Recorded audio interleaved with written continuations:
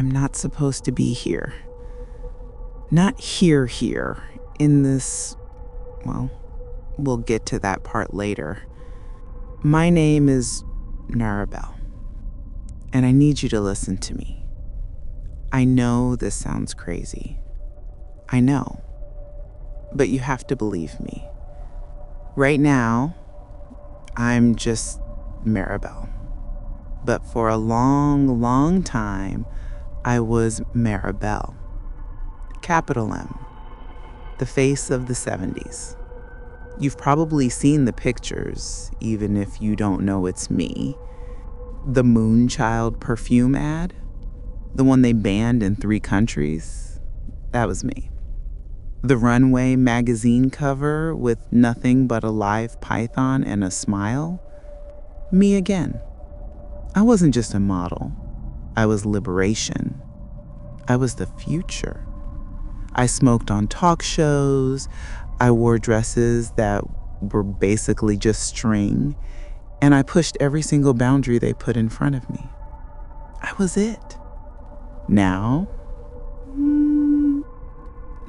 I live in a quiet beige apartment in Century City that smells faintly of lemon polish and old roses. It's fine. My work, if you can call it that, is maintenance. I run a blog. A blog. Can you believe it? The woman who was the symbol of the sexual revolution, now she just types. I post about ageless beauty and classic style.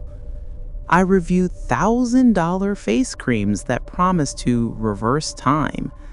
It's all a lie, of course. My followers are just women my age, all of us terrified, all of us pretending these little pots of goo or a magic shield. But it pays for the real treatments. The goal, see, is to stay relevant. That's the only goal. Don't let them forget you. Because if they forget you, you might as well just disappear. And that's the thing, isn't it? Disappearing. It doesn't happen all at once. It's not like a magic trick where 1 minute you're there and the next, poof.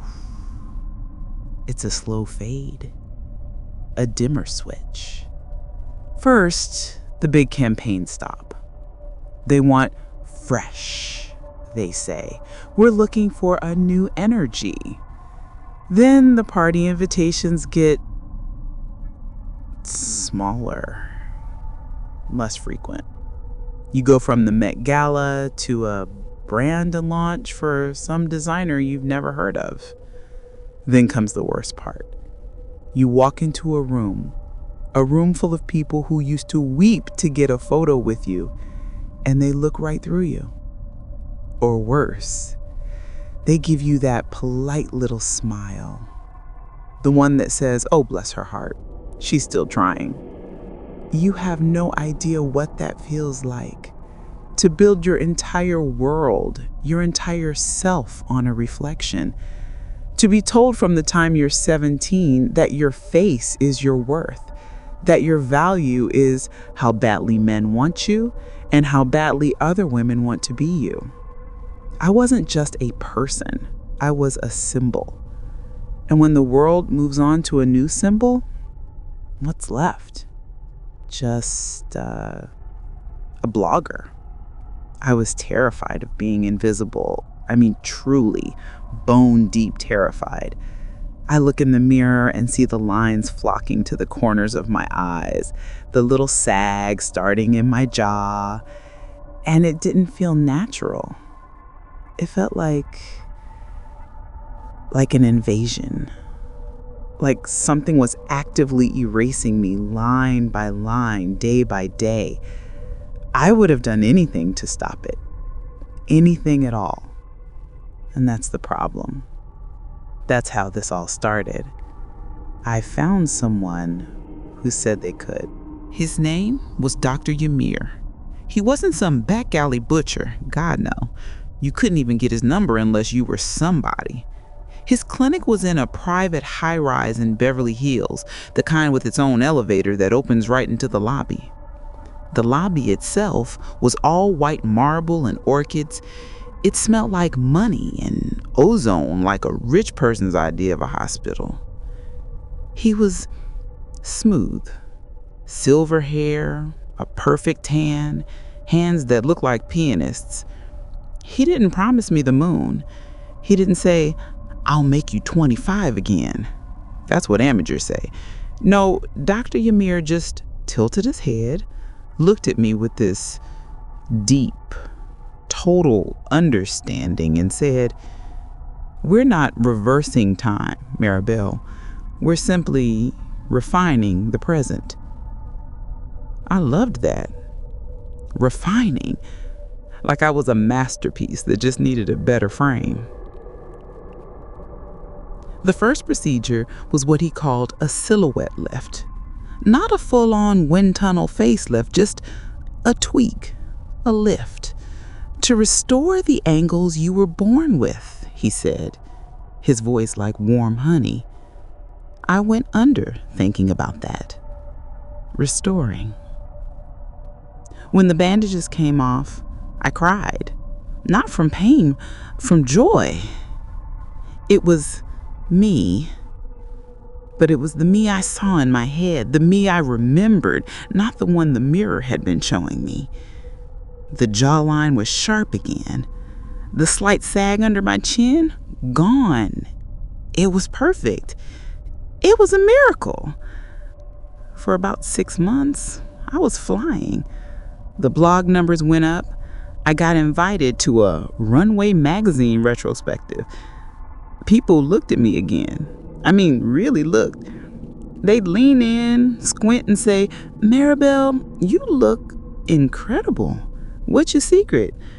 I just laugh and say, "Good lighting, darling." I was Maribelle again. Not a capital M maybe, but close. And then, one Tuesday, I saw it. I was at my vanity, the one with the horrible magnifying mirror I'm addicted to, getting ready for some pointless luncheon. I was putting on moisturizer, and right by my left ear, just tucked into the hairline where he'd done the main incision, there was a pucker. It was tiny. You wouldn't have seen it. A little ripple in the skin, like a thread had been pulled too tight on a piece of silk. I touched it. It was hard. A little knot of scar tissue, maybe.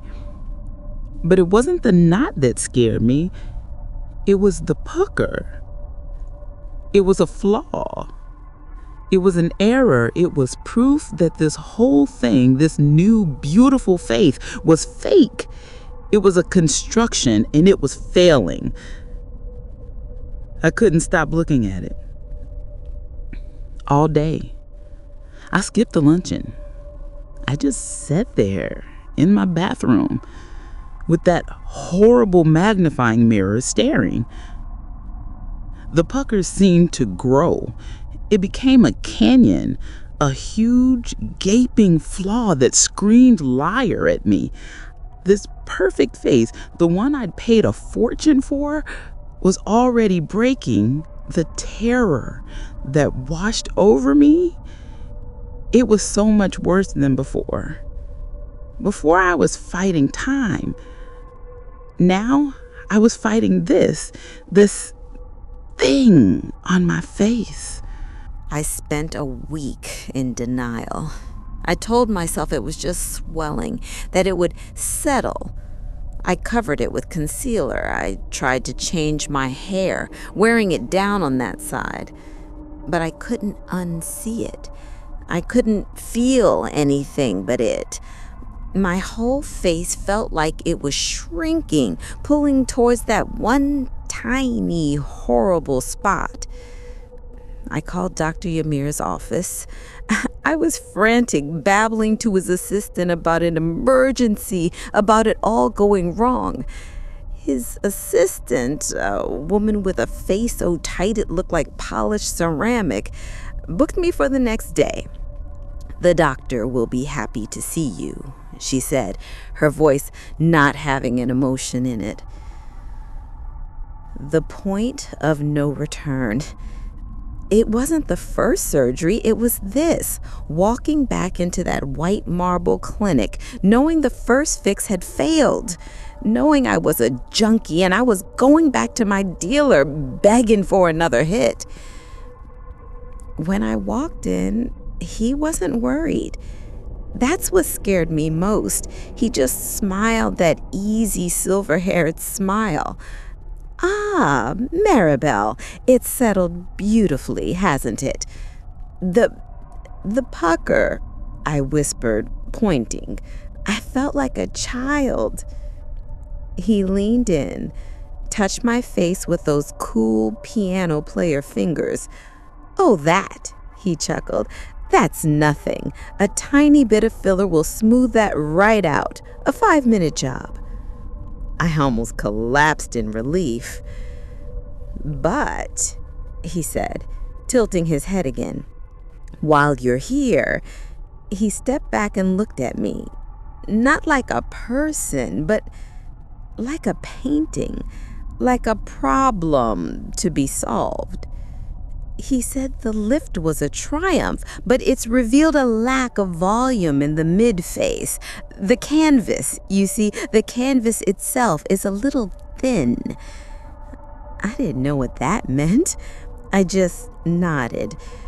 "We can fix that," he said, that smile widening just a little. "A structural graft. We take a little fat, a little material, and we build up that perfect cheekbone again. We make the canvas stronger." He was going to build on me. And I said yes. I said yes before he even finished. I needed it. I needed him to fix the pucker, and if he had to fix the rest of me to do it, fine. Waking up from that one, it wasn't the same. The first time was joy. This was just pain. A thick, throbbing, heavy pain. My face felt like huge. It felt like a mask. A heavy, wet mask. They told me not to touch the bandages, but that night in my perfect, quiet apartment, I couldn't sleep. I felt wrong. I went to the bathroom. I looked in the mirror. Bandages, tape, swelling, and 2 black eyes staring back. My fingers, they moved on their own. I had to see. I had to know. I peeled back a small corner of the gauze right on my cheek. It wasn't my skin. It was shiny, beep, waxy, purple shiny. And it was pulled so tight I could see the shape of the bone underneath it. But it wasn't my bone. It was sharper, different. I touched it. It was cold, and it didn't move. It wasn't skin. It was an object. I let the bandage fall back, but I couldn't unsee it. That wasn't refining. That wasn't restoring. That was replacing. And that's what I did. For 30 years, it became a cycle, a constant churning need. The structural graft made my eyes look too small, so Dr. Yamir fixed that. But the eye lift made my brows look heavy, so we fixed that. And the brow lift made my forehead too high, too blank. On and on it went. A new doctor when Yamir retired, then another in Switzerland, one in Korea. Each one saw a new flaw, a new problem to be refined. My money, all of it, just poured into this, into maintaining the construction. I wasn't a person anymore. I was a project that was never, ever finished. I lost track of the real me. I'd see an old photo, the Runway magazine cover, the perfume ad, and I felt nothing. Just a vague sadness for that stupid, confident girl who had no idea what was coming. She was the before picture, and I was the after. Then I was 73, and I was a mess. Nothing held anymore. The skin was thin, the seams were showing. The last doctor, a man in a bleak gray clinic in Munich, he'd made a mistake. My mouth wouldn't close properly on one side. A tiny, constant droop. I went back to him, weeping, begging him to fix it. He just looked at me with cold, tired eyes and said, "Maribelle, there is nothing left to lift." But I found one more. Of course I did. A young, brilliant doctor in Brazil. He was the new genius. He promised me a total structural revision. He was going to use new materials, new techniques. He was going to rebuild me from the bone up. It was the last great procedure, the one that would finally make it all perfect. The healing was beyond pain. It was just a black, throbbing void. I spent 2 weeks in a haze, smiling back, sitting in my beige apartment, waiting. And then the day came. The bandages. I sat at my vanity, the one with the magnifying mirror I'd long since thrown away.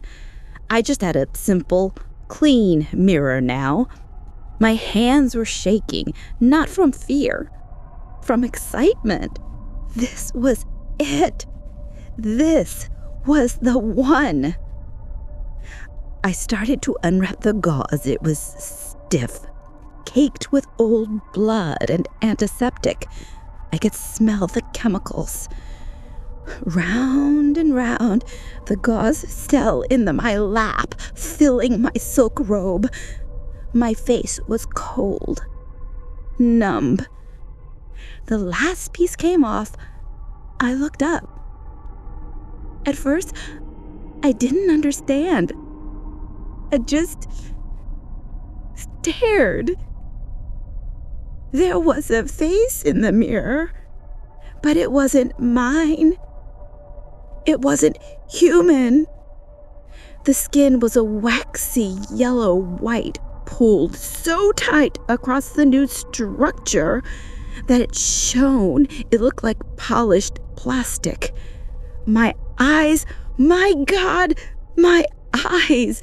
They were just two small, startled holes, wide open, unblinking, because the skin was pulled too tight to lip and close.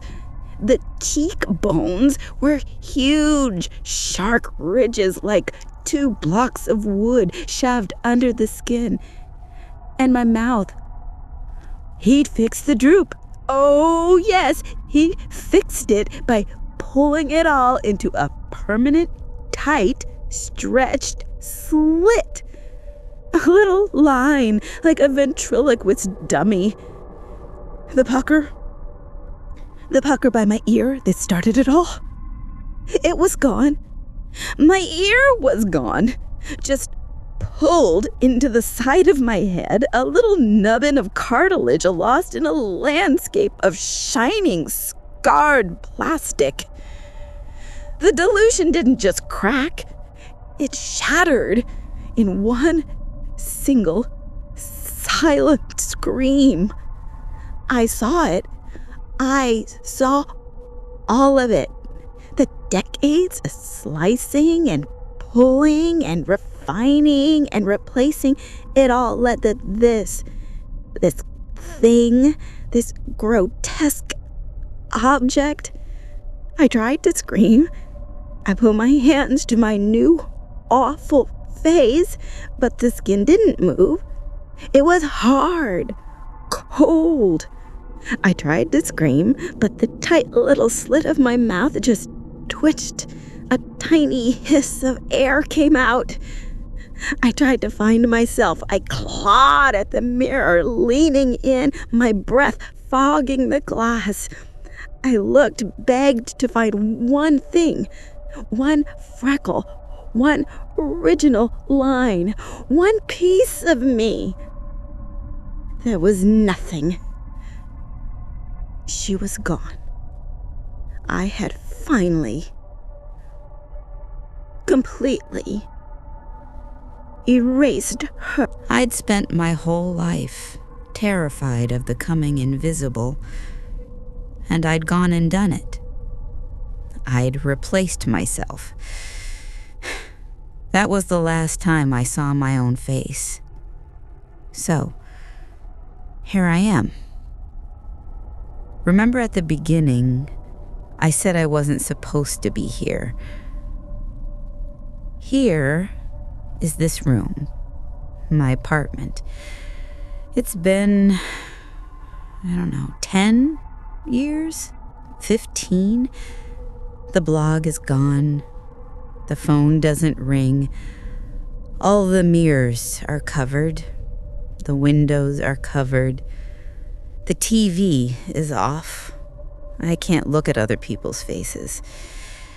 They're so soft, so real. I live in the dark with the pain. It's a constant, pulling, itching pain. The seams, the structures under my skin, they ache. My face aches.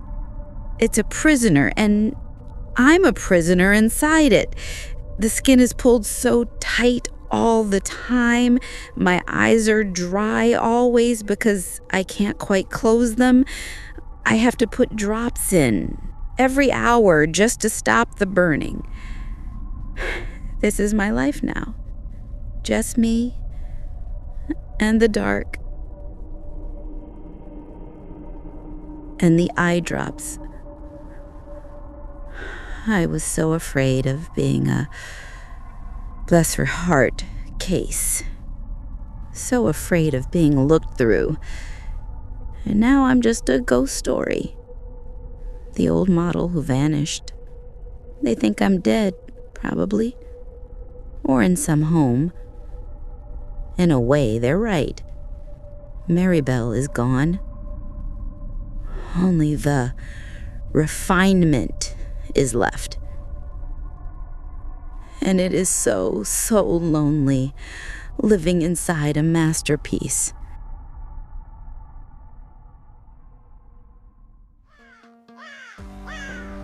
The horrors linger. Thank you so much for watching or listening. By liking and subscribing, you're helping me summon the next chilling tale from the shadows. Join our community of the brave and prepare for what's to come.